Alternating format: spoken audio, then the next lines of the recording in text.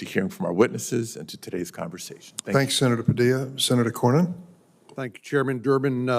Listening to my Democratic colleagues, it's as if November 5th never occurred, that we haven't had an election, that we haven't had a referendum on the failed border policies of the Biden-Harris administration.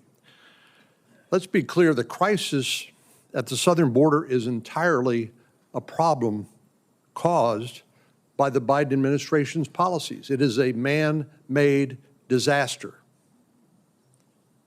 The election, I believe, in large part was a referendum on those policies, and the American people spoke decisively, rejecting this as the new normal. They rejected lawlessness as the new normal. When President Biden came into office, Customs and Border Protection was apprehending about 70,000 illegal migrants a month. President Biden came in and reversed virtually all of the Trump administration policies, including canceling our agreements with Mexico and the Northern Triangle countries to limit illegal immigration. President Biden also attempted to impose a 100-day moratorium on all deportations. By March, illegal crossings had ballooned to 170,000 per month, up from 70,000, and then climbed progressively higher from there. Then the president used his executive authority to implement new guidelines that made clear to illegal immigrants that DHS was extremely unlikely to take any action against them until their conduct became especially egregious. Even so, criminal aliens were able to get away with a lot before any action would be taken. Take, for example, the tragic case of Rachel Morin, a mother of 5 who was raped and murdered by an illegal migrant. Her killer crossed the border illegally in February of 2023. He was suspected of committing multiple crimes even before he took her life. This tragedy and others like it could have been prevented were it not for President Biden's willful refusal to enforce the law. The truth of the matter is, President Biden's willful neglect of border security and public safety has created immense suffering for American families. And his administration is fully responsible for the fact that we have to hold this hearing today. The American people are fed up with the lawlessness at the southern border, and in November they tasked Republicans the job of cleaning it up, and that we will do.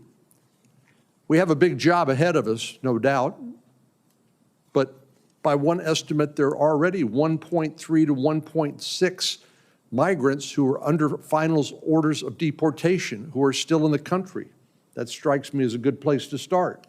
People who have been entitled to full due process and hearing in front of an immigration court and are under final orders of deportation. What are they still doing here? Well, it's because of the Biden administration's willful neglect of the law and enforcement. By my calculations, the Biden administration has released at least 3.6 million illegal migrants over the southern border. And during the same 4 years, Border Patrol recorded an additional 1.7 million gotaways. Those are people willfully evading law enforcement.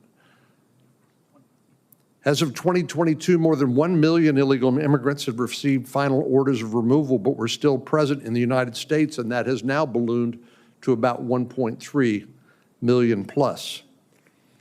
As of July 21st, 2024, ICE, Immigration and Customs Enforcement, had more than 660,000 criminal aliens on its national docket.